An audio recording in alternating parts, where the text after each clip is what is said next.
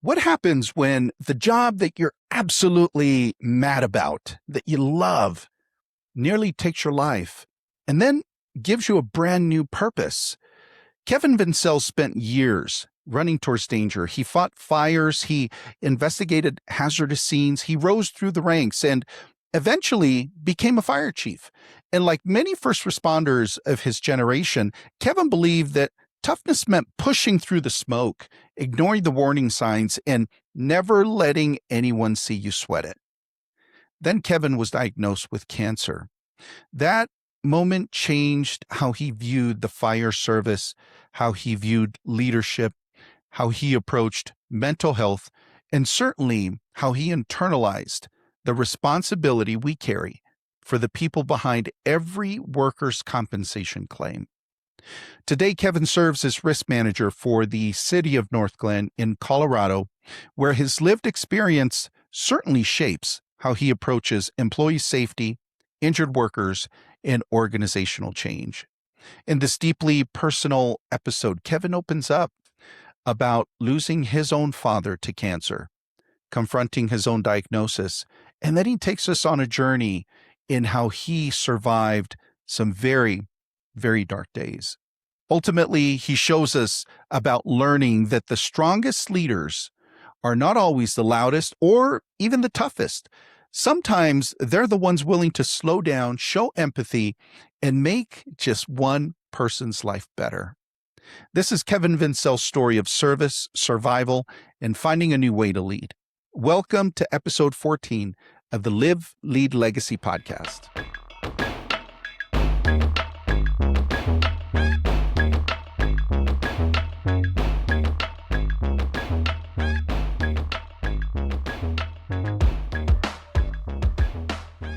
Mr. Kevin Vincel, how are you today?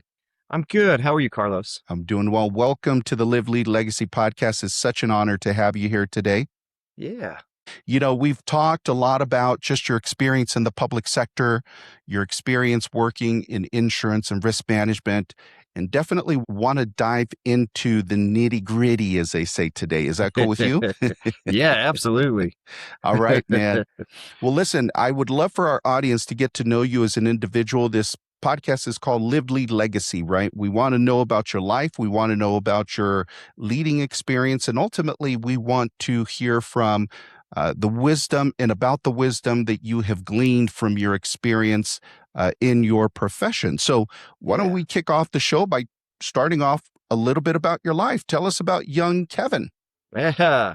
Well, I grew up in Commerce City. I'm a Commerce City kid for life, and it was a great upbringing, fun neighborhood, and it was I wouldn't trade it for the world. There's some tough times, but all in all, the close-knit community and so on and so forth was fantastic. And I followed my dad's footsteps later into the fire field, but I also grew up around the fire department my entire life. So the way that the fire department was made up in those days was mostly volunteers, all volunteers. And it was a really cool because your neighbors, folks down the street, across the street, we're all volunteer firefighters. So we were, as kids, always around the fire department. And then just throughout that attrition and fun times, eventually I got into the fire service. But as a kid, I loved to play sports, loved to, just hang out. And it was such a fast childhood. I look back and see some of the nostalgic videos and wow, it's just crazy on how things used to be. So, well, it's so interesting. And for our audience, I want to share this little tidbit with them. You and I bumped into each other recently at the Colorado DWC conference in Colorado Springs. And our audience doesn't know this, but you and I went to school together as kids. Yeah. And it's such a small world. I was walking around the conference hall, and all of a sudden I see you there. We catch up. We start, reminiscing about our days and in high school and whatnot. But man, oh man, what a small world. And I got to tell you, your smile, your face was just so refreshing to see that day, man. Thanks. Yeah, you too. Carlos, you've always been super, super cool, stylish, and smart. And yeah, so that's why I recognized you right away. I was like, yeah, that's Carlos right there. It was Yeah. fun. It was fun. And then Yeah. I literally told everybody I knew at the conference what happened to me. So it was actually a really, really cool experience for me Yeah. to have Yeah. for sure. So let's talk a little bit about Commerce City because it's not your average, suburban city, right? It's pretty unique. And we went to school, and I don't want to age you here. You don't have to tell us your exact age, but we went to school late 80s, early 90s, right? And at the time, it was the height of the whole blood crip era, right? Across the country, I think certainly the epicenter was Los Angeles, California, but even in Colorado, we were feeling some waves of that, right? And going to high school where we went was not all peaches and cream. I mean, there was some real danger that we had to navigate as kids. Yeah, absolutely. Even being at parties and seeing a friend of mine get shot and another friend get stabbed, and it at times felt rough, but the pride of being from that school, even today, as I let folks know, like, hey, where did you go to high school at? And folks will be like, oh, I went to, Horizon or blah, blah, blah. And I'm like, I went to Adam City. They're like, it just, the reaction is this, You made it. well, They're like, yeah, man, yeah, you yeah, yeah, survived. yeah, exactly. You beat the Yeah, odds, man. I yeah, love yeah. it. I love it. No, it's so funny. I still hang out with numerous friends of ours that we grew up with in high school. And every now and then we'll go out for cigars and we'll sit down and we'll just reminisce. Man, oh man, I'll tell you what, it was a gauntlet that we had to navigate. And I'm so glad that you not only made it out, but you're thriving, man. Oh my Yeah, gosh, you've thanks. built Yeah. such a great career for yourself. You too, Carlos. It's I looked up some of your videos and the lead and just about, man, so proud of you. You've really and just chatting with you and in the knowledge that even in the conference that I gained just talking to you is fantastic. So really appreciate it. Well, I appreciate that, my man. So getting back to young Kevin, all right, this young, handsome, strapping young man. Did you feel like there were some lessons that you learned growing up as a, maybe teenager that you felt like, man, it's still with me today. I still follow that philosophy or I still, adhere to that mentality. What were some of those things that you picked up as a young person that still serve you well today as a leader in your organization? I tell you, one of the most important things my dad would instill on me. So he was in the service, did 2 tours in Vietnam, Mm. and he would tell me, whatever you do, always make your bed in the morning. And that sounds like such a small task, but that has, till this day, every time I make my bed in the morning, I hear those words from him. And as a kid, I asked him why, and he said, because if you simplify a task each day and make it a habit, it becomes something good, something planned, something that helps you through life on just that little thing. So make your bed. And lo and behold, a few years later, well, probably 10, 12, I saw a video of a Navy SEAL that gave a speech to a class about that same thing. So it was pretty cool. So I don't know, because my dad was in the Navy. So Mm. I don't know if that, was something that was ingrained in one of their trainings or whatever. But yeah, so that there, it sounds like a small that every morning and I try to instill that even in my kids are older.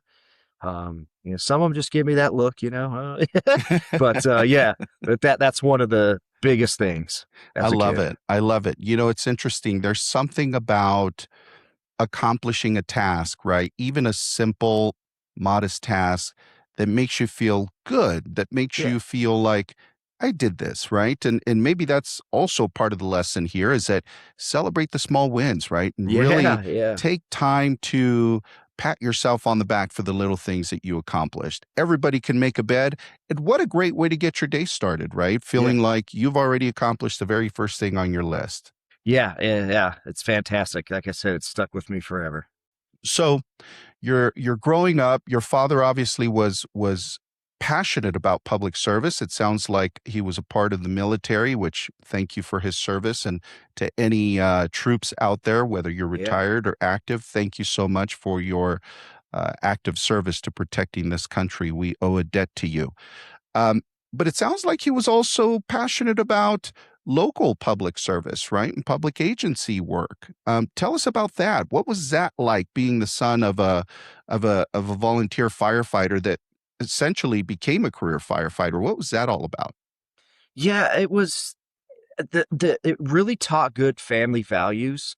And I want to do a shout out to my mom as well in Mm, that, because your spouse, partner is so key to a successful career and a successful family life. The fire service is tough. It's even for the volunteers out there, they don't get enough credit, but it's tough because they volunteer in the fire service, and then they also have jobs. And so it's like a 24/7 kind of thing. And it's just a great way to really get involved in what real family. mm. I think everybody has a little niche or something throughout their life that would say, yes, this is, how our family is the glue to our family or whatever. But the fire department really gave a sense of that family belonging. And not only that, but also folks today that are still family that I still talk to every day that saw me grow up, that were also firefighters. So it's What a great awesome. journey. Yeah, I'll tell you, I'm sure that watching your dad put his life on the line for complete strangers probably had an impact on the way that you see the world as well, right? And Yeah. man, just having a real life hero as your parent, I mean, that's really got to shape the way that you see the world and probably challenge the way that you want to leave an impact on your community. Am I off track there, or would you say that certainly shaped the way that you saw yourself and your future contributions to society? Yeah, for sure. Absolutely. To serve, your community. I love Commerce City. And to serve your community, I don't think there's anything as a better feeling than, making that difference. You see a lot of bad stuff, but you also see good outcomes from that bad stuff. And, I can remember when my dad was first on the fire department. I think I was 4 years old. Mm, The Suncor refinery had blown up. And as you know, Carlos, it blew out windows and everything. And I remember my yes. dad responding to that and just how scared that was. And then shortly after, that event, he lost his best friend in the line of Mm. duty. Um, uh, and so, yeah, just all of those life lessons that you learn at a pretty early age of how important it is and how you look up to, your parents, and just to be raised in a way of, a family atmosphere, and the importance, as you said, celebrate the little things. Yeah, for sure. As you're talking, I can't help but make a correlation there between the families of some of the employees that we serve on a day-to-day basis, right? In risk Yeah. management and insurance. And oftentimes I think that truth gets lost on us. And it's certainly not an intentional thing.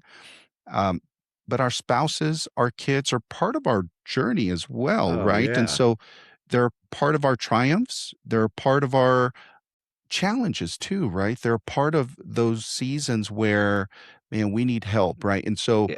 when a worker gets injured on the job, particularly, I'm thinking of firefighters in particular, when a firefighter gets injured or they get diagnosed with something that puts them out of the field, the entire family goes through it, right? And that's Yeah. something that I think is lost on us sometimes. Would you agree with that statement? Oh, absolutely. Absolutely. It gets lost. And when I got into the risk side of things and looked at the insurance, um, not to be bragging by all means, but I understood what it felt like to be on the other side of that, experiencing, firefighter caused cancer. Mm, And it really gave me that edge to go above and beyond even the slightest claims, and how important it is with that employee risk management side of things relationship. Man, oh man, I'll tell you what. There's nothing more important, right, than family, in my opinion. At least that's how I live my life. And when you see a loved one go through the fire, right, pun intended there, um, and they come out maybe unwhole, man, it really shakes you up. And it really, I think, has a material impact on everybody in the family, children, Yes, spouses, right? And everybody is rooting for this individual to get well. And I appreciate you sharing that part of your journey. Was there anything that you would say, Kevin? I remember my dad went through this, and man, it really just opened my eyes to this new horizon of life, right? Was there something, whether it was a positive experience or maybe a negative experience, as you talk about some of the risks that he willingly walked towards? Oftentimes firefighters, police officers, and other first responders, while we're all running away from danger, you're all running to the danger, right? Which, man, I got to admire, and I've got to just give a shout out to all of my friends in public service, all the firefighters, all the police officers, all first responders out there that put their lives on the line on a regular basis, right? To make sure absolutely. that our families are safe. Man, I got to give them a shout out. But was there a lesson out there that you feel like, my dad went through this, and man, I'll tell you what, it really just opened my eyes to something brand new in life? Yeah, for sure. And that's the day in May of 2003 when he was diagnosed with cancer, terminal. And this is a good it although it's a horrible disease, but the way that I saw him, it's tough to talk about. The way that I saw him handle this was amazing. Mm, So he gets diagnosed with colon cancer, and it's stage 4. It's late. And he's given 6 months, and he he had to get surgery right away. He comes out of surgery, and he lasted 5.5 years. And in wow. those 5.5 years, I learned about so many life lessons. And I, that's with firefighting, retiring, family, just so many important things, because he really did live those 5 years. I would be here all day trying to tell you everything we did and all the advice he gave me. But at the end, he said, try not to work too much past, 57, 60 years old. And he said, because I realized, no matter the money, everything, the only thing you have is your dignity, your family. But, and other than that, you can't take anything with you. You Mm, can't take money. You can't take anything with you.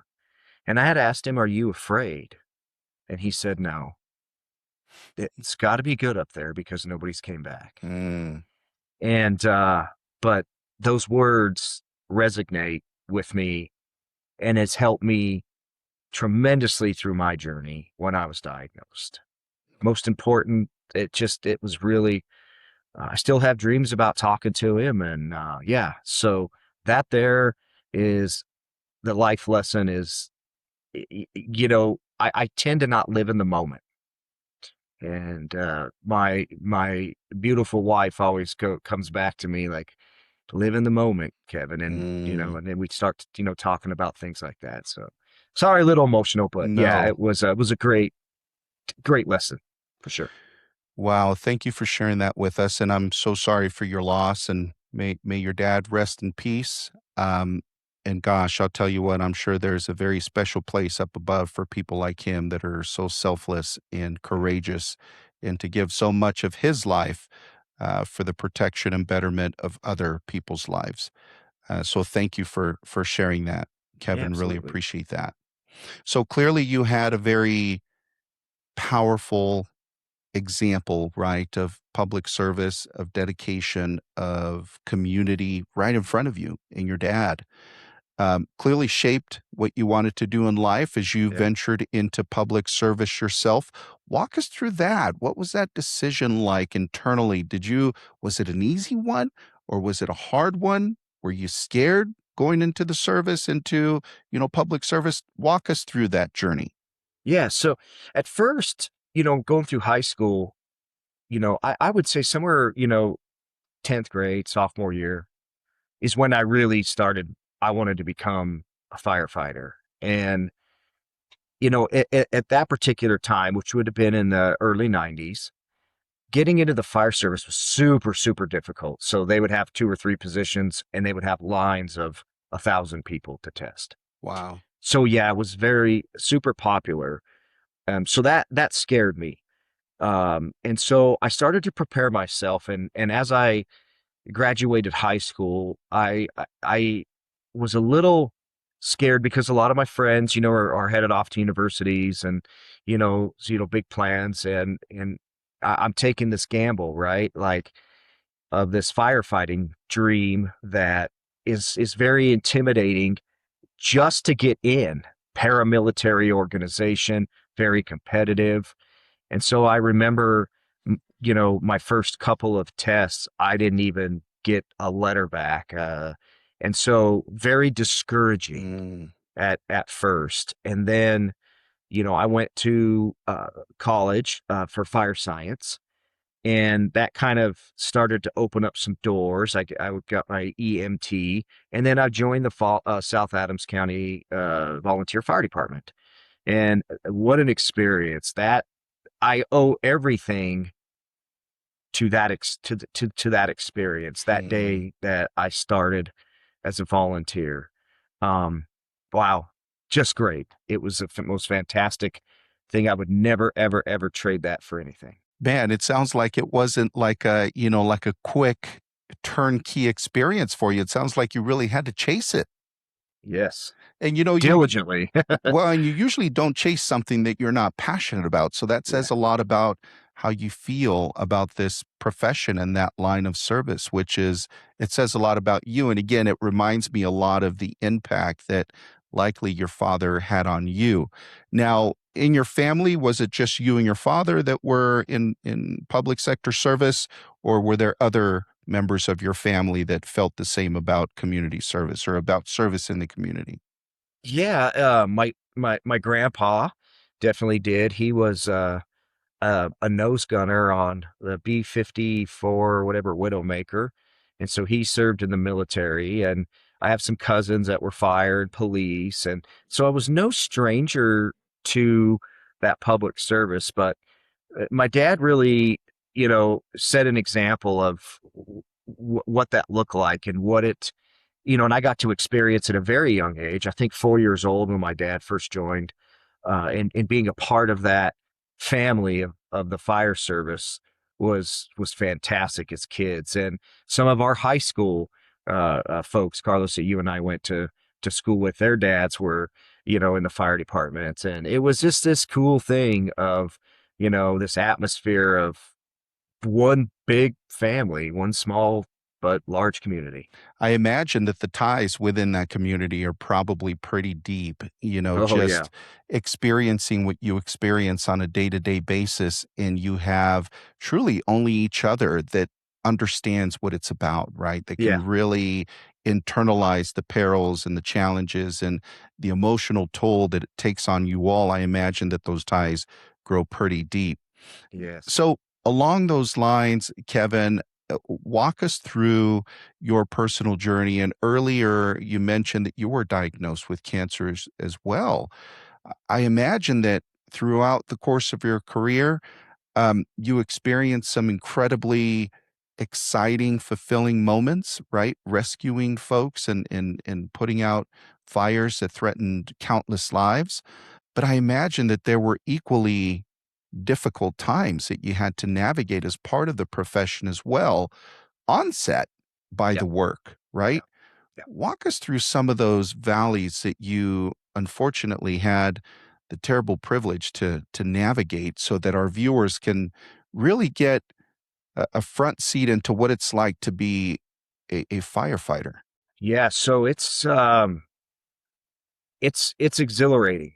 It's an adrenaline rush that I don't think a lot of people experience. And the way that the makeup of how was in the fire department is, I started in the volunteers and then in the fire prevention bureau.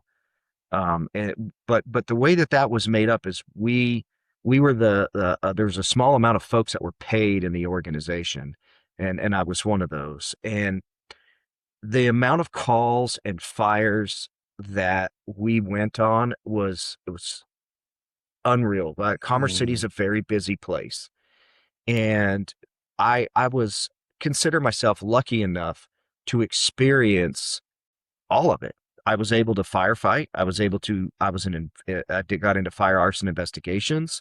I did the medical side. I did meth lab, drug task force stuff. I was able to do hazmat, and then administrative, and so on and so forth. So I really got a round sense of knowledge in the fire service. I got to experience a lot of aspects. That was a huge advantage, very big advantage, but also came with going into a lot of fires, a ton of fires. And back in the day, I can remember this, Carlos. I'm in this fire. When you go into a fire, it's not like the movies. It's not like you can see everything. You can't see much of anything. And it's very hot, of course, and the smoke, and you learn ways to navigate through houses and so on and so forth, or structures. And it's a very wow, you could almost hear yourself at times. It's so quiet. Wow. Yeah, I can remember putting out this fire, and I also had to investigate it. And I was in this fire, and a firefighter, in those days they call it, some of them salty, they're just gridiron. And he looks at me and he says, "Take that mask off. The fire is out." So going back into the 90s, right? Of course, I'd take my mask off. I wanted to be tough. Or, man, your gear is too clean. You never wanted to have new gear. So you never wanted to wash it. You never wanted to do anything, right? So he says, "Take that, man." I take that mask off, and I'm just coughing, and, the smoke. And, if you fast forward that's the most dangerous part of the fire. And so that was kind of how it was. And when I started, even we'd go on an accident, you wear rubber gloves. You didn't. And the bloody you were, and I'm, sorry for that kind of language here, but the bloody you were, the more tougher, the greater you were. And you didn't wash your gear, you didn't wash your helmet. And that came to bite me, for sure bit me. Well, it's so fascinating that you're talking about that. I'm almost hearing like a subculture within that community, right? Where there was an expectation, at least by, maybe by the men in the organization, that almost there was a sense of, I don't know, maybe accomplishment, a sense of manliness, in the more danger, the more that you did, right? Yeah. It was almost like the dirt on your uniform were almost like trophies, right? They were like battle scars. Absolutely. And you've been through it, right? And this proves that I have. Yeah. I see that piece of it, being a man myself, right? There are times where I do want to show myself to be rough and rugged. I think I shared with you before, in preparation for this podcast, we recently bought a horse, and every now and then I'll kick on my cowboy boots and I'll get out there and I'll get dirty, right? Because gosh darn it, I'm doing the work. I'm not just, I didn't buy these boots to go dancing, right? Yeah. I bought these boots to work in. But I could see how that culture really, at times, probably created some undue risk for the individuals in service, like yourself, right? As you're talking about, it's not really the fire. I mean, certainly fire will kill you, but in most cases, the most dangerous part of the job for firefighters is the residual, right? It's the chemicals that are coming up as a result of these fires burning. And if you're inhaling that, oh my gosh, there's a whole lot of conditions and dangers out there that you're exposed to on the job. So you take off your mask. Um, did you sense that at the time, what am I doing? Like, this is really going to harm me? Or were you just wanting to fly under the radar so that you're not called out, right? What was going through your mind in that moment? I I wanted to prove that I was tough and I could do this job.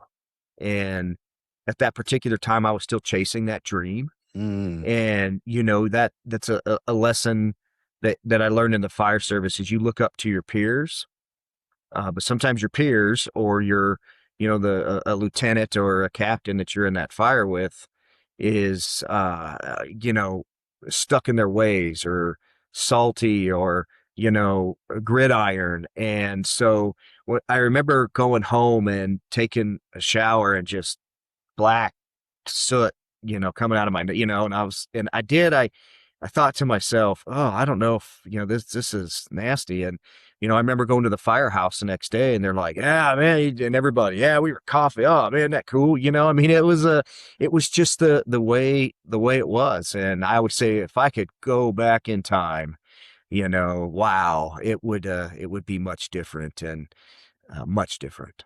well, I know that you mentioned earlier about the residuals of that, right? And you later having been diagnosed with cancer yourself. As you're navigating that season in your career, because you're still working, right? I Yeah. imagine. Yeah. Yeah. Walk us through that, the effect that it had on you personally, emotionally, and then also walk us through the impact again that it had on your family, because I really want to underscore the fact that, your family was along for this ride, Yeah. right? And they Yeah. were there for better or worse. Walk us through that impact that this realization and as this reality confronted you and your family. Yeah. Ugh. uh, it's tough. Uh, uh, it, sorry. Take your time, my I man. lost my dad,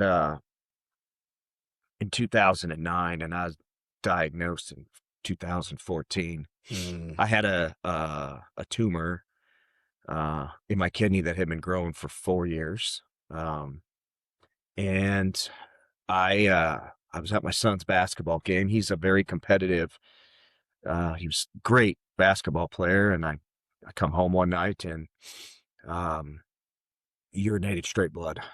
And I said, that can't be good. Um, and the doctor thought it was a kidney stone. And um, I said, I don't think this is a kidney stone. So he went and got I said, we'll give you a CAT scan. And before I made it home, I got a call and they said, we need to see you right away. And then I knew. And I didn't mm. know what type at that time. And uh, it is the scariest thing. It's still my worst fear. The doctor says you have a tumor on your kidney. And so, a couple weeks later, I'm in surgery. And my family was absolutely shocked. My mom, I'd gone through with my dad because she's just an absolute rock star. Mm. And then to see her son, I remember going into surgery and she said, I'm so sorry. Uh, but, and also hearing that this was caused from firefighting. It was under the Firefighter Cancer Presumption Act from the state of Colorado. And it, at the time, it was so tough. Um, I went through a diagnosis of cancer, a divorce, and a promotion within 3 months. And Wow. so, yeah, it was a lot. It was, it was a lot. And I vowed to myself, when I came out of surgery, one of my great friends, I call him a brother, we were on an engine together for quite some time, and he says, I'll be the first one that you'll see. And he was the first one that I see. And I got a picture of me and him, and he's holding my hand. And, is this, sorry, if this is it, and I just remember him being there for me. And of course, all the whole fire department obviously was, but getting that shock of the little things that kill, and the life lesson that it taught me, because I thought I was invincible, Carlos. I was going Mm, into fires all the time. I I I considered myself a great firefighter. I could do things by myself. I could do, work as a team. I could just everything, because I got to experience so much. But that there, yeah, really shed some light on you're not invincible. And, to be sure to take every second of your life. Don't take it for granted. Be sure mm. to live it, and be a good person. I know that doesn't really resonate, but I can just remember, like, I want to be a better person. And I vowed that I was going to change the fire service from that. Mm. From that moment, I vowed I would try to change the fire service.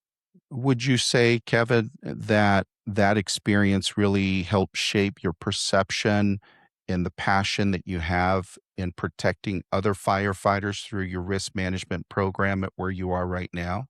Absolutely. It's in the back of my mind Mm, all the time. And not just that, but a more sense of awareness on so many different things. But that one is one of the ones at the top.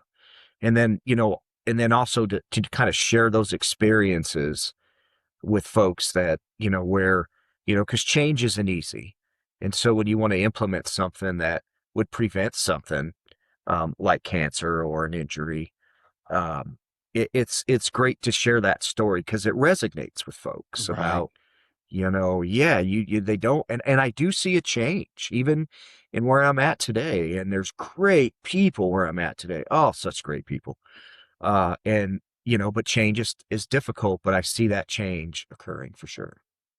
Kevin, not only are you having to protect yourself, obviously, from the fires, the physical danger, as well as the chemical danger that's out there, but something that I think that firefighters and other first responders contend with very, very heavily is mental health. Mm, And yeah. I can imagine that as you're going through this journey, right, you're getting diagnosed, you're seeking treatment. Of course, all the while you're trying to be strong for your family. That probably took a toll on your mental health and your outlook on life. Walk us through that impact and how you navigated that, and really ultimately, how your team in the firehouse supported you through it. Yeah. I I owe a lot of that to my wife, Celeste, um, on navigating through that mental part of dealing with that. The firehouse at that time.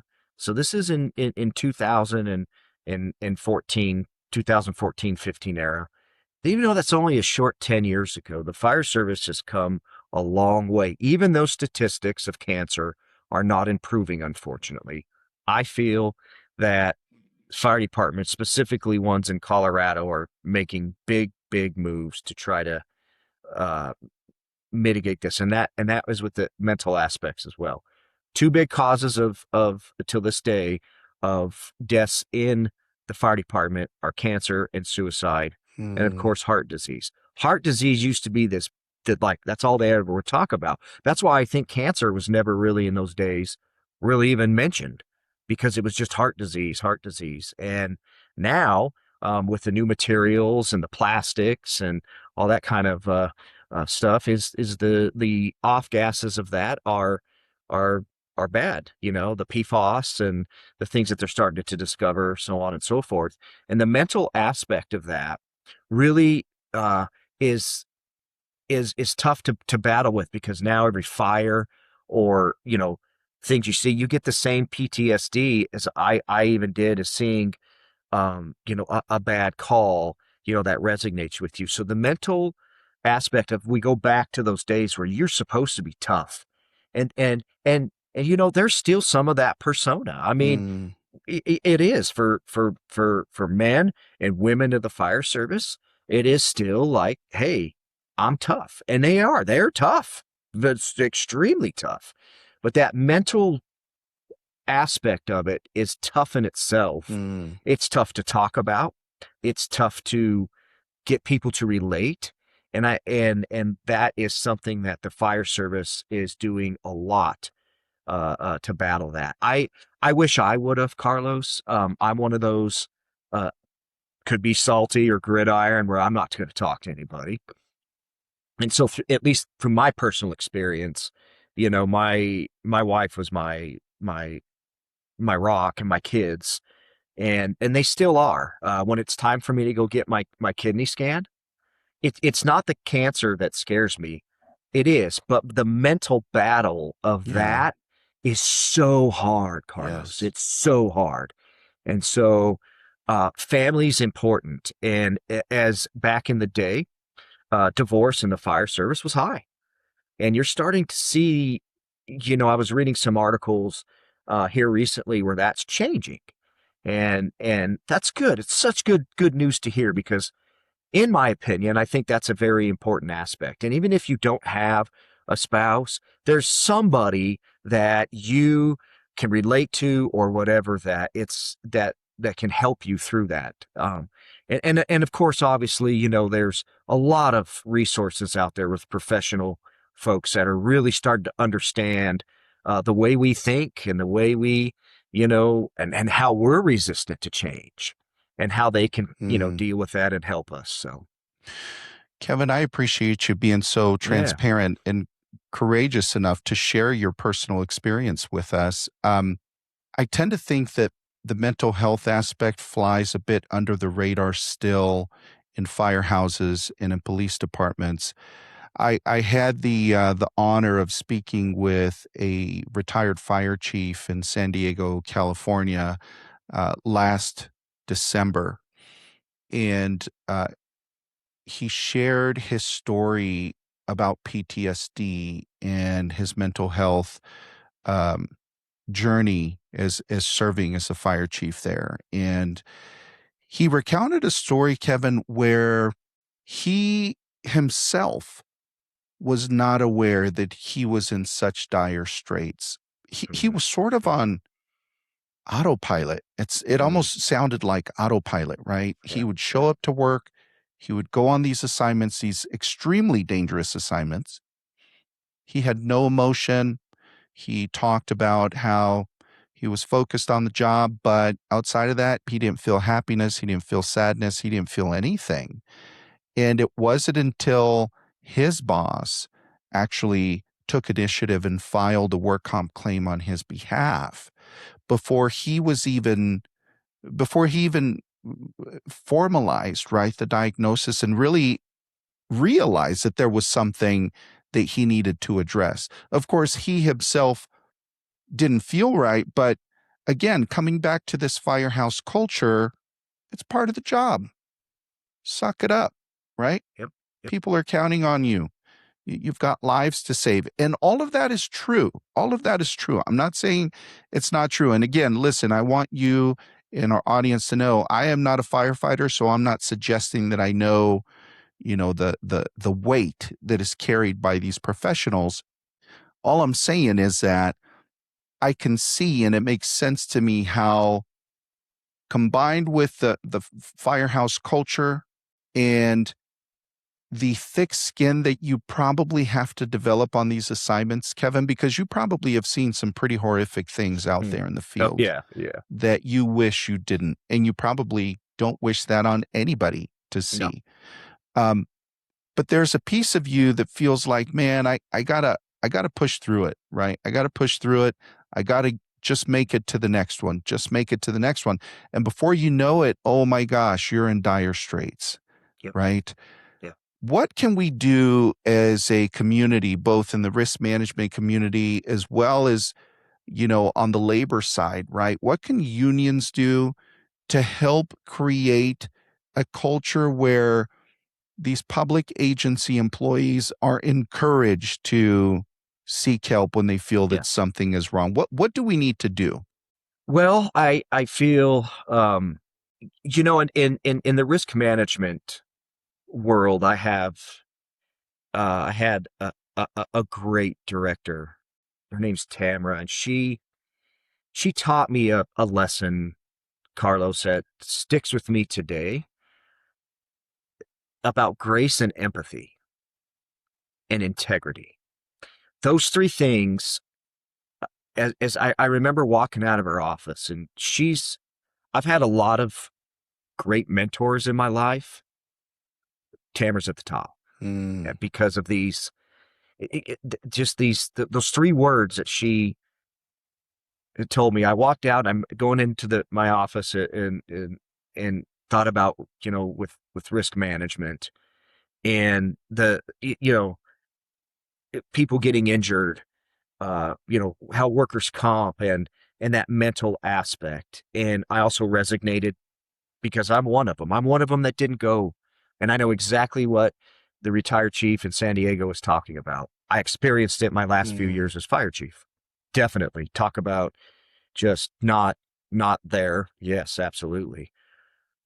When I talk about empathy, grace, and integrity, if we're able to show empathy and grace, and also, well, keeping that firefighter or that first responder's integrity is is key.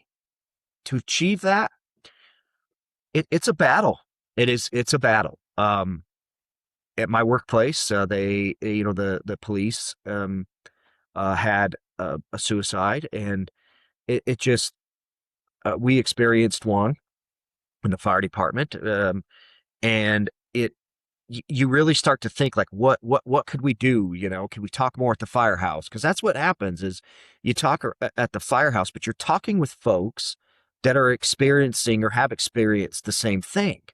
So I think that feedback you get from your lieutenant, your captain, your firefighter, because you become a family, you become your best friends, mm-hmm, and I think getting advice from it's tough. It is tough, I think, to find those answers within. The public looks as, like firefighters are great and police are bad. And I don't like that persona. They really mm-hmm. do. Like firefighters could do no wrong and police do everything wrong. And I sit back and think the empathy, grace, and integrity to do that. Give the police officers. I'm going to give a shout out to the police officers. Like give them grace and give them empathy, um, and the firefighters as well, because dealing with this mental issues is so complex and so widespread. I think, in my opinion, every first responder goes through it at some point in Yeah. time. It's just finding that avenue where you can get help. And unfortunately, there are some cases where that's a tough one, and it ends badly. And I think, though, in order to do that is if we can start showing what taught me at my workplace now. I've never went through in an organization of a police death from a suicide, and that taught me a lot. That taught me a lot. And so reach out, talk, get somebody that you're comfortable with. It doesn't have to be a psychologist. It doesn't. I think it definitely, they're the pros, and they're absolutely can be um, pivotal. But in my experience, it was my family and my wife that was pivotal in mine. I had some dark days, Carlos, very Mm. dark. I cannot imagine, my friend. I cannot imagine. Again, firefighters, police officers, first responders, you're going into situations where nobody should be, right? Yeah. And you've experienced some pretty horrific things, and I'm sure that those experiences sometimes haunt you and will have a medical impact on your mental health, right? Where you do need that support, where you do need a professional to come and help you navigate that. So those are great words of wisdom, Kevin. So you're navigating your career in firefighting. You make your way to the top. You become the head honcho, el jefe, from Commerce City. Yeah. Was there ever a time, Kevin, and I ran a couple of companies, and I started as a claims adjuster many years ago, and as I navigated my way up, the corporate ladder, right, to the place where I can have some influence over a particular department or over a particular company, I got to tell you, leading people is not all it's cracked up to be. It's tough and it's challenging. It tests every fiber of your being, right? Your patience, your kindness, your empathy. It tests you in every possible way. Was there ever a situation, Kevin, that you came across your career that really tested every lesson that you ever learned from mom and dad, every lesson that you ever picked up from other great mentors, and really, push you to the brink? Was there ever any situation that came up that you had to navigate in your leadership career? Yeah, plenty. I was known as a firefighter's chief. Coming up through the ranks and being in the fire service, I wasn't always in administration. And so going into fires and saving, life, property, all the stuff like that, and the glory or what, whatever. And then moving into an administrative position where now you are tasked with running the show and also managing people, was one hell of an experience. And I was only 41 years old. And my dad would always, he always had this, well, you're too young, have some patience. And another mentor of mine, he was the fire marshal for South Adams for the longest time. His name's Lonnie. He would, slow down, take your time, and that there was a lesson, because when I was chief, I ran at 200 miles an hour, and that came with a cost. And we did such great things in at South Adams in that time frame when I was chief. We did a lot of great things, but it's hard. We're becoming, where I was like like going out and doing a good job and working for the public and pleasing, every call, like you were, like kind of I don't want to use the word people pleaser, but you were just this person that was getting the job done, and people would shake your hands, deliver you cakes, and look at, this is I had an accident I ran, and the lady lived, and her, about a year and a half later, they come to the firehouse, and here she is, delivered us a cake, and things of that nature. And and then going to that administrative side and knowing where I wanted to take the organization and the drive I had and the passion, and we did it. We made monumental changes, but it came with a cost. Sometimes, you got to have the courage to do it. But, to your point, I think that when you lead with your values, right, and you're able to slow things down, you prevent yourself from making mistakes unnecessarily, right? Yes. You take a look at the details, and you take a look at the big picture and the color of the picture in order to make an informed decision. And sometimes as leaders, we do tend to go 200 miles an hour, and we forget, right, to really pay attention to what's in front of us, and therefore making, some unnecessary mistakes. So I appreciate that lesson. Yeah. As we talk about lasting impact, Kevin, obviously your father had not only an impact on your life, but on countless lives, right, through his legacy and the life that he led, the example that he left for you, for others in the profession. What type of legacy would you hope to leave behind once you hang up your your fire helmet, so to speak. And I know you're not fighting fires today, but you're still wearing one figuratively in my mind. I'll always be. I'll never, never, never, never. I'll never take it off. You know, and I'm at my current workplace. It's funny. They'll ask me about fire stuff, or if there's some emergency or stuff.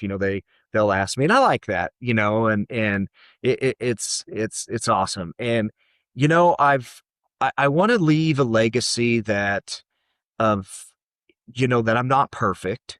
That I went through some very hard times, even as the end of my chief career.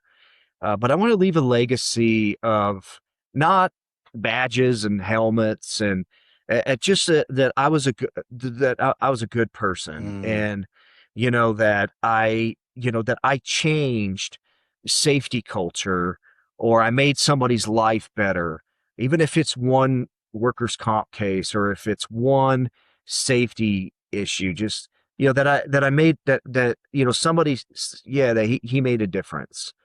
Legacy is tough, because in my mind, as I was going to leave this legacy where when I left the fire service, I would walk off into the sunset, and that wasn't the case. But what I got out of that and where I'm at now is beautiful, and a chance to learn something different, use the skills that I have to help people, and also learn the lessons that I have said this many times to the director I talked about earlier. If I could, the lessons that I've learned working at where I'm at now, from city manager, deputy city manager, just the culture of somewhere different. I wish I could go back and tell myself when I was 41 taking this chief job, this is what this slow down, do this, and as a person coming off of the line in firefighting and into a chief role, there was not much of a learning curve. I did have a chief that was he was from Oregon, and he came in and cut. He's awesome, and I owe a lot to him as well. And his name's Dave, and I owe a lot to him as well. Helping me through that. But seeing a perspective, what I know now, slow down, and again, that empathy, integrity, grace. Oh, so the legacy I want to be is, hey, he was a great chief. He had a great run, and then, oh, look, he's a, risk management. But throughout that, like, he made a change, and I don't care if it's one person. I just want to be able to say that I helped folks and change their lives. I love because that. as a fire chief, it's lonely at the top, Carlos. Very lonely. It really is, Kevin. And that's a reality of leadership in general. I think, when you're in the C-suite, man, you don't have many people to lean on. It's important for you to create your own community, to create your own support system. And you're absolutely right, Kevin. When you're in a leadership chair, when the buck stops with you, it's a lonely place to be. So I think we can all relate to that. Yeah. Let me ask you this question. So I am passionate about succession. I'm passionate about creating a pathway for new young professionals to find their way into risk management, into what we do, right? Whether it be in the public sector or in the private sector. Is there any advice that you would give maybe to a young aspiring risk manager out there that is looking to be in your chair someday? What advice would you offer them just to help them prepare mentally, but also skill-wise, right? Are there any priorities that you would offer to them? Absolutely. Compassion for the work that you do. Risk management is like you never really truly, obviously there's data and enterprise risk, and we could get into all that stuff, but how many lives you affect or change or help, is really not written anywhere. And what I noticed in risk management is it's a huge, huge part of an organization, a person's life, an injury, safety, all that kind of great stuff. So a young person coming in to this field, have a very open mind, but really concentrate on having a relationship with the folks that you were working with. And be, again, I'll go back to grace and empathy. Keep the integrity, because it's super important, as I deal with some of these tough workers' comp cases, and you just have a short conversation with them, and then give them your experiences, and then just that simple phone call, hey, how you doing? Or offering something that being able to do modified duty, and keep their mental aspects to their work life balance and everything huge. It's just huge. So I tell somebody, like it is a very rewarding job. I didn't know that getting into it. Super rewarding, very important, and have an open mind, especially look at an innovation. Innovation, I believe, is the biggest key. But I would just say, get some experience in obviously the nuts and bolts of it, doing workers' comp cases and property liability and, all that kind of good stuff I think comes with time. But as a young person that have that going in there, that there's a reason why a lot of risk departments are in that HR human resources, because it is about people. Very, very well said. Kevin, before I cut you loose, I like to do like a rapid fire Q&A session. Are you game? There are a couple of rules, though. Here are the rules. Number one is your answer has to be either one word or very, very short. You can't overthink it. You just gotta just let it out. Okay. All right. Okay. And number two, you got to be totally honest with us, because this is all right. So here we go. You ready? I'm ready. All right. Favorite food? See, smothered, you already missed it. You're taking too long. I know. Smothered hot burrito from La Casa. There you go. There you go. Favorite podcast or book? Favorite book would have to be, Fahrenheit 454. Very nice. Very nice. Most impactful mentor? Tamara Dixon. Love it. And final question, if there was anybody in this world, living or not, that you would love to absolutely have dinner with, who would that person be? Jesus. Jesus. I love it. Wow. Very, very good answer. Well, my man, Kevin Vincel, thank you so much again for taking the time, man. We are so honored to really just pick your brain and hear firsthand from a real life hero, man. And you come from a long line of heroes. And just publicly, I want to say thank you for your service. Thank you to your entire family for their dedication to serving this country and serving the communities that they live in. So thank you again, my man. Thank you, Carlos. This was fantastic. And thank you to everyone watching and listening today. If this conversation resonated with you, please take a moment to like the episode and share it with someone in your network who would benefit from hearing Kevin's perspective on leadership, public service, mental health, and certainly risk management. We would also love to hear from you. What stood out most to you about Kevin's story? Leave your thoughts in the comments below and help us keep the conversation going. Be sure to subscribe to the Live Lead Legacy podcast and turn on the notification bell so you don't miss future episodes that will feature people, experiences, and ideas shaping our industry. Until next time, live with purpose, lead with conviction, and build a legacy that matters.